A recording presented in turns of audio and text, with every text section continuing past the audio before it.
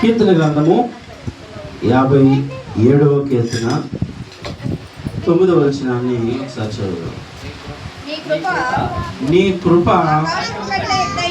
ఆకాశము కంటే ఎత్తైనది. దేవునికి స్తోత్రం కలుగును గాక. హల్లెలూయా. దేవుని వాక్య భాగం ఏమని సెలవిస్తుందంటే ఆయన కృప ఆకాశము కంటే ఎత్తైనది అని దేవుని వాక్యం సెలవిస్తుంది. ఆకాశం అంత ఎత్తు ఏదైనా ఉంటుందండి? ఆకాశం అంత ఎత్తు అని ఏమైనా ఉంటుంది? ఇప్పుడు మనం కొండలను చూసాం అనుకోండి, ఇన్ని అడుగులని ఉంటుంది. ఇలా ఆకాశాన్ని అంటే అంతగా ఎత్తుగా ఉండొచ్చేమో కానీ ఆకాశాన్ని అంటదు. కానీ దేవుని వాక్యము మరి అబద్ధం కాదు, అది నిజం. ఏమని చెప్తుందంటే ఆయన కృపంట ఆకాశం కంటే ఎత్తైనదంట. దేవునికి స్తోత్రం కలుగును. ఈ దినాల్లో ఆయన కృపచేత మనము కేవలం ఆయన కృపచేతనే ఈరోజు సజీవుల లెక్కలు కానీ ఇంత ఆరోగ్యవంతులుగా కానీ మనము ఆయన కృపను బట్టే బ్రతుకుతున్నాము అనే విషయాన్ని మీరు గ్రహించాలి అని నేను తెలియజేస్తా ఉన్నాను దేవుని వాక్యాన్ని బట్టి. దేవునికి స్తోత్రం కలుగును గాక. కృప ఎంత యోగ్యతలో, ఎంత ఆయన కృప మన జీవితాలు ఎంతగా కార్యం చేస్తుందో, ఆయన కృప వలన మన జీవితాలు ఎన్ని మేలులు జరుగుతాయో మనము ఊహించుకుంటే మనకు అర్థమవుతుంది. దేవుడు మన జీవితాలు ఆయన కృప చేత ఎంత బలపరుస్తున్నాడు అనే విషయాన్ని మరి మనకు అర్థమవుతుంది. నేను వాక్య భాగంలోకి వెళ్ళే ముందు ఒక మాట మీ ముందు ఉంచాలని ఆశపడుతున్నాను. ఏమిటి అంటే 2 విషయాలు నేను తెలియజేయాలని ఆశపడుతున్నాను. ఏమిటి అంటే మన మందిరంలో మరి ఆన్లైన్ ప్రేయరు అలాగే స్తుతి ఆరాధన అనేవి 2 జరుగుతూ ఉంటాయండి. మరి చాలా మంది తెలుసు, కొంతమంది తెలియకపోవచ్చు. నేను చెప్తూ ఉన్నాను. 2 ఏంటంటే ఆన్లైన్ ప్రేయర్. ఆన్లైన్ ప్రేయర్ అంటే గతంలో మేము విశ్వాసులుగా ప్రారంభమైన కొత్తలో ఉదయం 6 గంటల వరకు జరిగేదండి. ఉదయం అంటే నైట్ అంతా దేవుని సన్నిధిలోనే మేము ప్రార్థించేవారు. ఇప్పుడు అలాంటి ప్రాబ్లమ్స్, అలాంటి ఇబ్బందులు లేక కొంచెం వెసులుబాటు కలిగించి ఆఫ్ నైట్ ప్రేయర్ అన్నట్టుగా మనం 11 గంటలకే ముగించేస్తున్నాం, ఇబ్బంది పడకూడదని. సాధారణంగా మీరు పడుకునే టైము మినిమం 12 అవుతుంది ప్రతి ఒక్కరి ఇంట్లో. 12 అయితే ఖచ్చితంగా అవుతుంది, లేదు 11 ఖచ్చితంగా అవుతుంది. మరి ఆల్ నైట్ ప్రేయర్ అంటే 11 గంటలకి ఆరాధన అయిపోతుందని తెలిసిన వారు చాలామంది ఉన్నారు, తెలియని వారు ఉన్నారు. కాబట్టి రాకుండా ఆగిపోతున్న వారితో నేను చెప్తూ ఉన్నాను, దయచేసి మీరు ఆల్ నైట్ ప్రేయర్ రండి. 11 గంటల కంటే ప్రపంచం ఎక్కడ నిద్రపోరండి. లోకంలో మనం చూస్తుంటే ఎక్కడా పడుకోరు ఆ టైంకి. మేము మొన్న వైజాగ్ వెళ్ళాం, వైజాగ్లో 12 అయినా పడుకోవట్లేదు, ఎక్కడికెక్కడ జనాలు తిరుగుతూనే ఉన్నారు. కాబట్టి మనకు ఆల్ నైట్ ప్రేయర్ అంటే మైండ్లో ఏమిడిపోద్ది అంటే ఇంక నిద్ర అంతా ఉండదు, నిద్ర కోల్పోతాం. ఆల్ నైట్ ప్రేయర్ అంటే ఇంక నిద్ర లేకుండానే ఆ దేవుని ఆరాధించేస్తాం అని చెప్పేసి ఏదో భయం ఉండిపోతుంది కొంతమందికి. కాబట్టి ఆల్ నైట్ ప్రేయర్ ఖచ్చితంగా మీరు అందరూ రావాలని ప్రోపేట మనం చేస్తున్నాం. 2వ విషయం ఏంటంటే స్తుతి ఆరాధన. స్తుతి ఆరాధన అర్ధరాత్రి 12 గంటల నుంచి జరగట్లేదండి, అలాగే మధ్యరాత్రి 2 గంటల నుంచి జరగట్లేదండి. స్తుతి ఆరాధన మనకి తెల్లగంటలు 5 గంటలకు ప్రారంభం అవుతుంది. ఏదైనా 3-4 గంటలు ఏం జరగదండి, గంట మాత్రమే జరుగుతుందండి. 5 గంటల నుంచి 6 గంటల వరకు మాత్రమే ఆరాధన జరుగుతుంది. ఈ గంట ప్రార్థన కూడా మరి లెగలేక రాలేకపోతున్నారో అంటే దేవుడు ప్రార్థన ఏం చేస్తాంలే, గంట రోజు చేసేదే కదా అని అనుకుంటున్నారు. మరి నాకైతే తెలియదు. కానీ దయచేసి ఇప్పుడు నా చేతికి 5 వేళ్ళు ఉన్నాయి, ఈ 5 వేల్లో ఒక వేలు లేకపోతే ఎలా ఉంటుందండి? ఈ 5 వేల్లో ఒక వేలు లేకపోతే ఇది బాగోదండి. కాబట్టి సంఘముగా అందరూ వచ్చి దేవుని సన్నిధిలో ఆరాధిస్తేనే సంఘంగా బాగుంటుందండి.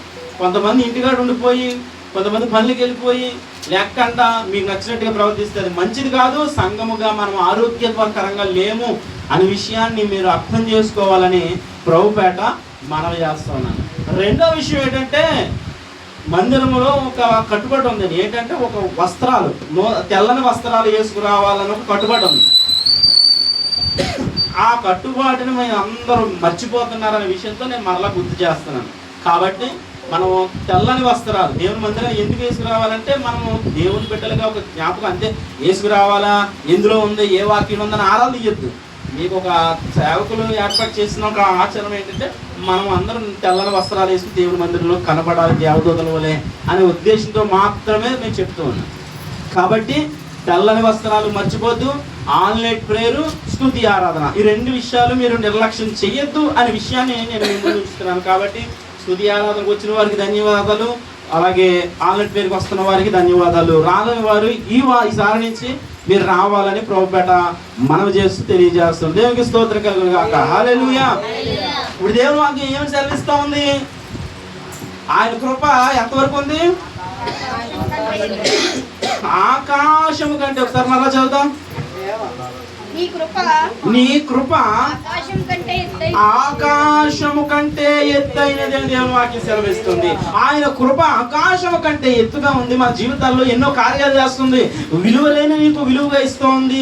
యోగ్యతలు లేని నువ్వు యోగ్యంగా తీరుస్తూ ఉంది. నీ జీవితం గతం ఏమో, పూర్వం ఏమో, కానీ ఈరోజు ఆయన కృప చేతనే నువ్వు ఈరోజు ఈ రీతిగా బ్రతుకుతున్నావు అనే విషయాన్ని మనం గ్రహించుకుంటూ ఎప్పటికప్పుడు అయా నీ కృప నా జీవితంలో ఎల్లప్పుడూ హెచ్చుగా ఉంది అనే విషయాన్ని నువ్వు గ్రహించాలి. ఒక స్త్రీ విషయంలో నేను 10 నిమిషాలు నేను ముగించేస్తాను. ఎందుకంటే ఈరోజు 11:30కి ఆరాధన అయిపోతుంది కాబట్టి నేను త్వరగా ముగించాలని ఆశపడుతున్నాను. బైబిల్ గ్రంథంలో ఒక స్త్రీ జీవితంలో దేవుడు చేసిన కృపను మీ ముందు ఉంచాలని ఆశపడుతున్నాను. 2వ రాజుల గ్రంథం 8వ అధ్యాయంలో ఒకసారి మనం వెళ్తే మొదటి వచనం నుంచి చదువుదాం. 2వ రాజుల గ్రంథం 8వ అధ్యాయం మొదటి వచనం నుంచి. ఒకనాడు ఎలీషా తాను బ్రతికించిన బిడ్డకు తల్లి అయిన ఆమెను పిలిచి యెహోవా క్షేమకాలము రప్పింపబోచున్నాడు, 7 సంవత్సరములు దేశములో క్షేమము కలిగినని చెప్పి నీవు లేచి నీవును నీ ఇంటి వారును ఎచ్చట నుండుట అనుకూలము అచ్చటికి పోవుడనగా ఆ స్త్రీ లేచి దైవజనుని మాట చొప్పున చేసి తన ఇంటి వారిని తోడుకొని ఫిలిష్తీయుల దేశమునకు పోయి 7 సంవత్సరములు అక్కడ వాసము చేసాను. దేవునికి స్తోత్రం కలుగును గాక. ఈమె పట్ల దేవుని యొక్క కృప ఎలా ఉందో నేను చెప్తూ చిన్న మాటను మీకు తెలియజేస్తున్నా. ఏమిటి అంటే, ఈమె మరి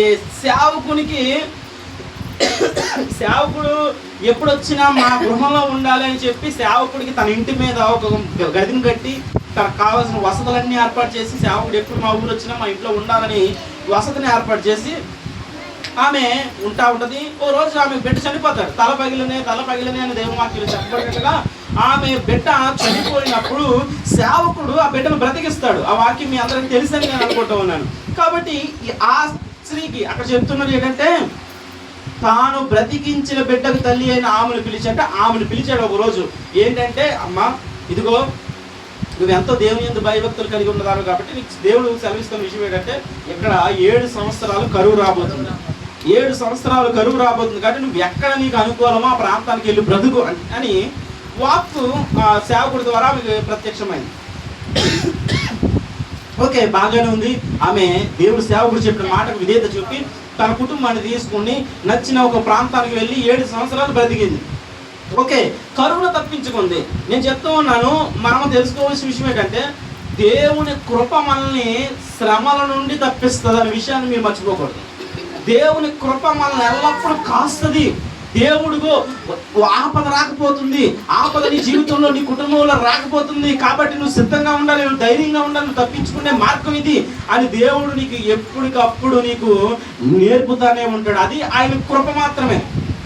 ఆయన కృప వలన నువ్వు వచ్చే సమస్య నుంచి, వచ్చే ఇబ్బందుల నుంచి నువ్వు తప్పించుకోబోతావు. ఆయన కృప అంత గొప్పగా నీ జీవితంలో ఉంటుందని నేను వాక్యం సెలవిస్తా ఉంది. మొదటిది, ఆయన కృప ఆ శ్రమ నుండి ఆమెను తప్పించింది. ఆయన కృప ఆపద నుంచి ఆమెను తప్పించింది. ఒక ఉగ్రత నుంచి, 7 సంవత్సరాలు కరువుల నుంచి. మరి మీకు అందరికీ తెలుసు, ఆ ముందు లేఖన భాగంలో కనుక మనం చూసినట్టయితే అక్కడ ఒక కరువు, భయంకరమైన కరువు వస్తుంది. కరువు వచ్చినప్పుడు ఆ కరువులో ఒక బిడ్డను, ఒక తల్లి, ఇద్దరు తల్లులు ఉంటారు, వారి ఇద్దరికి చెంప బిడ్డ ఉంటుంది. ఈ రోజు నా బిడ్డను వండుకుని తిందాం, రేపు నీ బిడ్డను వండుకుని తిందాం అనే పరిస్థితికి ఆనాడు క్షామం అని కరువు వస్తుంది. అలాంటి కరువు మరొకటి రాబోతుంది 7 సంవత్సరాలు. కాబట్టి నువ్వేం చేయాలంటే, ఎక్కడ అనుకూలం అక్కడికి వెళ్ళిపోయని చెప్పి ఆయన చల్విస్తున్న విషయాన్ని తెలియజేస్తాను. అంటే ఎంతటి ఆపదనైనా దేవుడు నిన్ను తప్పిస్తాడు. ఆయన కృప నిన్ను ముందుగానే హెచ్చిస్తుంది. ఇదిగో నీ జీవితంలో ఆపద రాబోతుంది, నీ జీవితంలోకి శ్రమ రాబోతుంది, నువ్వు తప్పించుకోవాలి. ఆయన కృప నిన్ను ఎప్పటికప్పుడు కాస్తూ ఉంటుందంట. ఆయన కృప నిన్ను ఎప్పటికప్పుడు హెచ్చరిస్తూ ఉంటుంది. ఆయన కృప నిన్ను కాస్తూ, నిన్ను బలపరుస్తూ, నిన్ను ముందుకు నడిపిస్తూ ఉంటుందంట. రెండో విషయాన్ని నేను చెప్తూ ఉన్నాను, ఆయన కృప నీ జీవితంలో ఎలాంటి మేలు చేస్తుందో రెండో విషయాన్ని నేను తెలియజేస్తున్నాను. 3వ వచనం నుంచి కానీ చదువు ఒకసారి స్పీడ్గా 3, 4, 5 వచనం చదివాడు. అయితే ఆ 7 సంవత్సరములు గతించిన తరువాత శ్రద్ధగా వినండి. ఆ స్త్రీ ఫిలిస్తీయుల దేశంలో నుండి వచ్చి తన ఇంటిని గూర్చియు భూమిని గూర్చియు మనవి చేయుటకై రాజునద్దకు పోయెను. రాజు దైవజనుని పనివాడుగా గెహాజీతో మాట్లాడి ఎలీషా చేసిన గొప్ప కార్యములన్నిటినీ నాకు తెలియజెప్పమని ఆజ్ఞలిచ్చి ఉండెను. అతడు ఒక మృతునికి ప్రాణం తిరిగి రప్పించిన సంగతి వాడు రాజునకు తెలియచెప్పుచుండగా ఎలీషా బ్రతికించిన బిడ్డ తల్లి తన ఇంటిని గూర్చి భూమిని గూర్చి రాజుతో మనవి చేయవచ్చాను. దేవునికి స్తోత్రం కలుగును గాక. హల్లెలూయా. ఇప్పుడు మీకు ఏమర్థమైంది? విన్నవారు చెప్పండి, ఏమర్థమైంది? విన్నవారు దేవుని స్తోత్రం చేద్దాం. అదే విన్నారు. విన్నవారికి ఏమర్థమైంది? విన్నారా? వినలేదు అంటే దేవుని స్తోత్రం చెప్పనా, వినలేదంటే మళ్ళీ చదివింది. విన్నామంటే ఏం విన్నారు దాన్ని చెప్పండి సమాధానం. విన్నాం కానీ అర్థం కాదు అన్న దేవుని స్తోత్రం చెప్పండి. అయితే అందరికీ అర్థమైందా? సరే. ఇక్కడ జరుగుతున్న విషయం ఏంటంటే, ఆమె 7 సంవత్సరాలు ఎక్కడికి వెళ్ళిపోయింది? ఫిలిస్తీన్ ప్రాంతానికి వెళ్ళిపోయింది. వేరే ప్రాంతానికి వెళ్ళిపోయింది. కరువు ఇక్కడ ఉంది కదా, బ్రతుకుదామని చెప్పి వాళ్ళ కుటుంబం తెలియదు. 2 సంవత్సరాలు మన స్థలము గనక ఉంటే దాన్ని ఏం చేస్తారు? చుట్టుపక్కల వాళ్ళు ఆక్రమించేస్తారు. దాంట్లో ముందు చెత్త వేస్తారు, తర్వాత జాయిగా చదువుతారు. కాబట్టి 7 సంవత్సరాలు అయ్యాడికి ఆవిడ ఇల్లు ఎక్కడో తెలియట్లేదు. ఇంకో విషయం ఏంటంటే, ఆవిడ స్థలం అక్కడే ఉన్నా 7 సంవత్సరాలు వచ్చేటప్పుడు చుట్టుపక్కల అంతా కట్టేశారు. ఇప్పుడు ఆవిడ ఇల్లు ఎక్కడ గుర్తులేదు. ఇప్పుడు ఈ పాకలో 25 సంవత్సరాల నుంచి ఇలాగే ఉన్నాయి కదా, సరిపోయింది. ఇక్కడ బిల్డింగ్లు అయిపోయి రకరకాల కట్టారనుకో, ఈ గుర్తుంటుంది మన చర్చ అక్కడ ఉండదు. అలాగే 7 సంవత్సరాల తర్వాత ఆవిడ వచ్చినవాడికి వాతావరణం మారిపోయింది.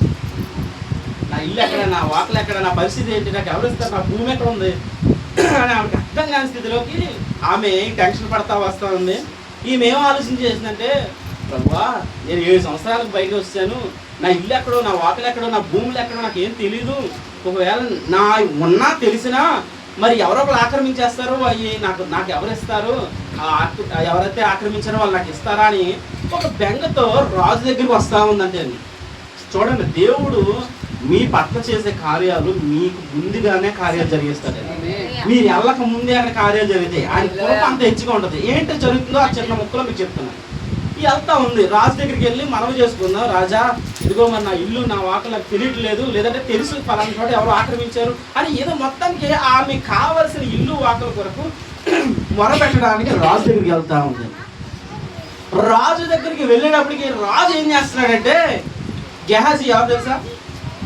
గెహాజీ రాజా ఎవరమ్మా? ఇంకా చెప్పాలి. గెహాజీ ఎవరికి? ఎలీషా దేవసేవకుడైన శిష్యుడిగా పిలువబడుతున్న గెహాజీని రాజు దగ్గరికి పిలిపించుకుని గెహాజీతో అంటాడు, గెహాజీ ఎలీషా సేవకుడు ఏమేమి అద్భుతాలు చేశాడు చెప్పమ్మా అంటే, అప్పుడు ఆయన చెప్తున్నాడు, అయ్యా ఇదిగో ఫలానా ప్రాంతంలో ఒక స్త్రీ ఉంది, సేవకుడు ఎప్పుడు వచ్చినా ఆయనకి కావాల్సిన అవసరాలన్నీ తీర్చేది.